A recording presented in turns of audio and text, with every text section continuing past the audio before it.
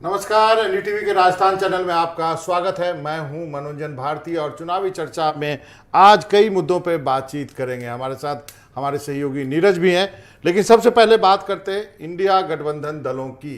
बसपा से कांग्रेस में आए विधायक गहलोत सरकार को जो समर्थन दे रहे हैं, निर्दलीय विधायक और अन्य दलों के विधायकों को टिकट देने की बात पर प्रदेश के कांग्रेस नेताओं में विवाद शुरू हो गया। गहलोत और पायलट खेमों में ठनसी गई है। साथ ही वो तीन नेता, जिसमें कि मंत्री शांति धारीवाल, महेश जोशी और राजस्थान टूरिज्म डेवलपमेंट कॉरपोरेशन के अध्यक्ष धर्मेंद्र राठौर हैं, उनको टिकट देने पर भी विवाद है, क्योंकि इन तीनों नेताओं पर एक जो मीटिंग होने वाली थी जयपुर में विधायक दल की, उसको ना होने देने का आरोप है और इन पर अनुशासनहीनता की कार्रवाई करने की बात कही गई थी उस वक्त, लेकिन उसका कुछ नहीं हुआ। अब जो है 2 दिनों में केंद्रीय नेतृत्व की बैठक होगी और उस पर फैसला छोड़ दिया गया है। तो क्या है ये मामला, इस पे बात करेंगे नीरज से। नीरज, पहले बताइए हमारे दर्शकों को ये मामला क्या है, बात कहाँ पे अटक गई है? सबने तो टिकट अनाउंस कर दिया, राजस्थान में ही मामला फंस गया है। मनोरंजन जी, देखिए, ये बहुत पेचीदा मामला हो गया है। अशोक गहलोत और सचिन पायलट, जो खेमा चल रहा था, उस खेमे के अंदर असंतोष दूर करने की और दोनों को एक साथ लाने की कोशिश कांग्रेस हाईकमान ने पूरी तरीके से की है। लेकिन अब चुनाव का जब दौर आ गया है तो लगभग 5 साल पूरे होने को अशोक गहलोत के भी हैं और सचिन पायलट ये चाहते हैं कि जो भागीदारी है ज़्यादा से ज़्यादा टिकटों के अंदर वो उनके समर्थक नेताओं को मिले। दूसरी ओर अशोक गहलोत ये चाहते हैं कि जिन नेताओं ने, यानी जिन विधायकों ने उनका साथ, उनकी सरकार का साथ दिया, मुसीबत के समय में दिया, उनको साथ जोड़ करके चलें और उनको टिकट दिए जाएं।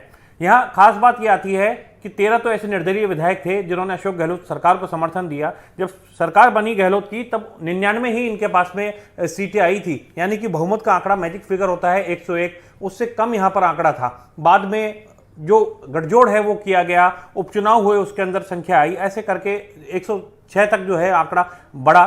13 ऐसे निर्दलीय विधायक थे जिन्होंने गहलोत सरकार को समर्थन दिया। इसके साथ ही बसपा से आने वाले जो 6 विधायक थे उनके सपोर्ट लेकर के, साथ ही आरएलडी का जो सुभाष गर्ग हैं उनका सपोर्ट लेकर के सरकार बखूबी चली जी। गहलोत ने यह भी कहा था कि वसुंधरा राजे और शोभा रानी कुशवाहा यदि ये नहीं होते तो हमारी सरकार नहीं बसती, राजेंद्र गुड़ा नहीं होते तो हमारी सरकार नहीं बसती। इस तरह के बहुत सारी बातें कही थी। लेकिन अब गहलोत और पायलट में तलवार इस बात पर खिंची हुई है और टिकट इस बात पर देने पर जो है घमासान मचा हुआ है कि अपने खेमे के ज्यादा से ज्यादा नेताओं को टिकट दिलवाए जा सके, और यही पूरी मुसीबत की यहाँ जड़ बना हुआ है। इसीलिए सूची अब तक जारी कांग्रेस पार्टी नहीं कर पाई। जी नीरज, आपने बड़े अच्छे ढंग से समझाया है। हमारे साथ हमारे सहयोगी जो है वीरेंद्र भी जयपुर से जुड़े हैं और श्याम सुंदर शर्मा साहब भी हमारे साथ जुड़ गए हैं। सर, आपसे ये जानना चाहूँगा, निश्चित रूप से जिन विधायकों ने, चाहे वो निर्दलीय विधायक हो, चाहे वो बीएसपी के विधायक हो, जिन्होंने अभी तक गहलोत साहब की सरकार चलाई है,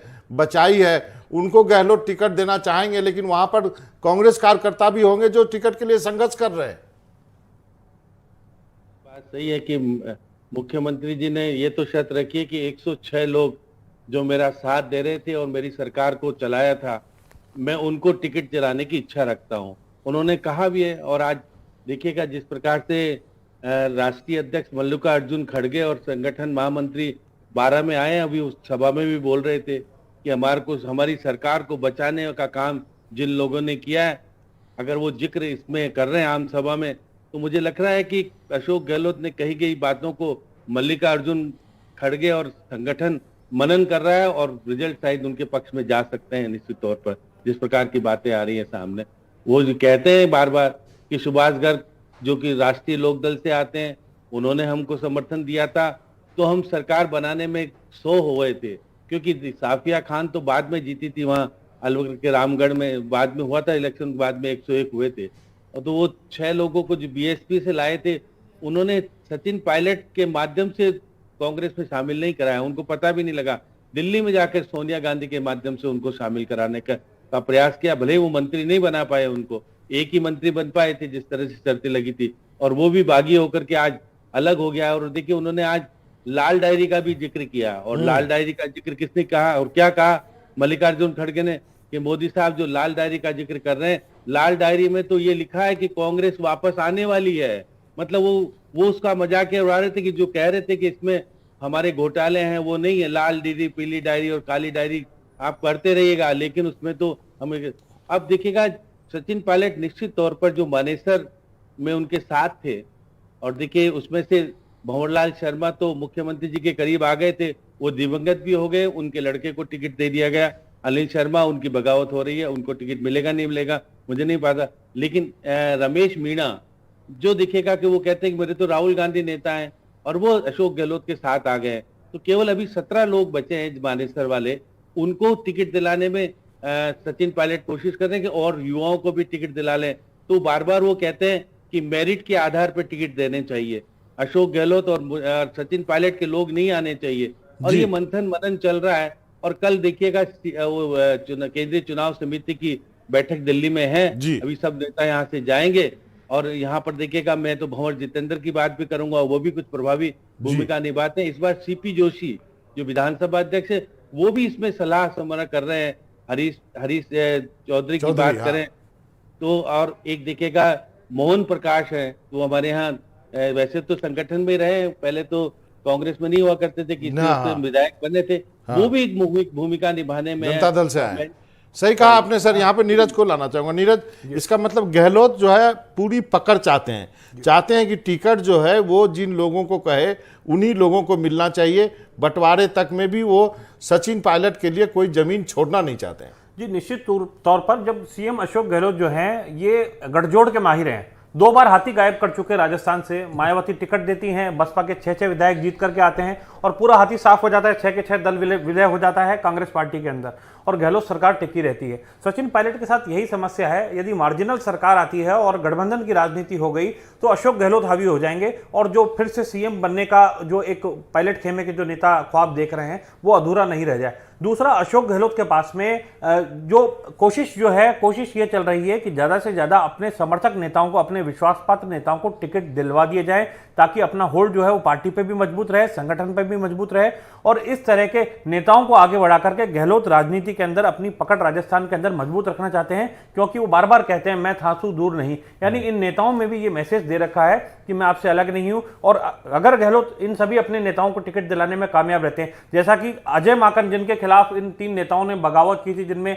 शांति धारीवाल, महेश जोशी और धर्मेंद्र राठौड़ थे, 25 सितंबर 2022 को जब कांग्रेस हाईकमान के निर्देश पर 1 लाइन का प्रस्ताव पास होना था मुख्यमंत्री अशोक गहलोत के निवास पर, तब इन 3 नेताओं ने धारीवाल के निवास पर पैरेलल बैठक बुलाई विधायकों की, और सीपी जोशी को जाकर के अपने सामूहिक इस्तीफे सौंप दिए। एक बड़ा सियासी घटनाक्रम था, सीधे मैसेज देने की कोशिश ये की गई थी कि यदि इस तरह का प्रस्ताव पास करवाया जाता है जिसमें सचिन पायलट को मुख्यमंत्री बनाने की संभावनाएं बन रही हैं, तो हम बगावत कर देंगे या सरकार गिर जाएगी, मध्यावधि चुनाव करने पड़ेंगे। कांग्रेस पार्टी उसके लिए कतई तैयार नहीं थी, इसलिए अशोक गहलोत अपनी कुर्सी पर बने रहे। गहलोत ने फिर से अपनी कुर्सी बचा ली, और यही अब सियासी समीकरण वापस से चुनाव के जरिए जो है गहलोत दोहराने की कोशिश में है। एक अंतिम का सवाल है श्याम सुंदर जी आपसे।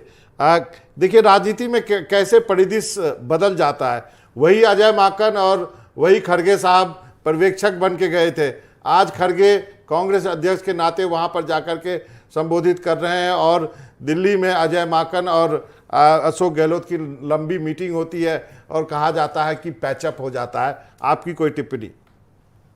देखिए सुदर्शन जी, ये बात सही है कि जिस प्रकार से अजय माकन और खड़गे साहब मुख्य किरदार थे, और 68 लोगों के जो इस्तीफे हुए थे हाईकोर्ट में आज भी विचाराधीन है वो मामला, और सीपी जोशी जो कि मुख्य भूमिका में थे और वो भी आज महत्वपूर्ण भूमिका में वापस आ गए। अजय माकन से उन लोगों को मिलवाया गया है जो कि इस भूमिका में थे, धर्मेंद्र राठौड़, महेश जोशी और शांति धारीवाल को मिलवाया गया है, और कहा गया है मुख्यमंत्री जी ने मना के आओ उनको। मना के आने के बाद मुख्यमंत्री जी ने भी मुलाकात की है। अजय माकन फिर से एक महत्वपूर्ण भूमिका में आ गए। वो छोड़ के गए थे राजस्थान ये कहते हुए कि अशोक गहलोत से मेरी नहीं बनेगी। अब अशोक गहलोत और दोनों के बीच में वापस से तालमेल बन रहा है, एक नया समीकरण आ रहा है, क्योंकि कांग्रेस को पैसा चाहिए चुनाव लड़ने के लिए। निश्चित तौर पर वो किस तरह से कहां से मैनेज होता है जी, ये तो आपको पता है कि राजस्थान में वो कुछ है कि महत्वपूर्ण भूमिका निभाने वाला है। इसलिए मैं कह सकता हूं कि अशोक गहलोत कुछ करने की स्थिति में, इसलिए उनकी बात रखी जाएगी। अब वो कितना, देखिए वो उदयपुर समिट में जो घोषणाएं हुई थी कि 50% महिलाएं, युवा, मुस्लिम, ओबीसी वगैरह सबको ला करके हम एक गुलदस्ता तैयार करेंगे, वो गुलदस्ते में कितने आएंगे, क्योंकि 31 टिकट तो युवा लोगों ने मांगे हैं, श्रीनिवास आए थे युवा मोर्चा के, जी। उनको एक लिस्ट पकड़ाई, अब उनको कितना मिलेगा नहीं मिलेगा और महिलाओं को कितना दे पाएंगे, क्योंकि 33% आरक्षण की बात तो हो रही है। क्या 10%? जी आपने सही कहा, छत्तीसगढ़ और मध्य प्रदेश में तो नहीं दिया। आप दोनों हमारे साथ बने रहिए, एक बीजेपी की भी खबर लेते हैं, उस पर भी आप दोनों से रिएक्शन लेंगे।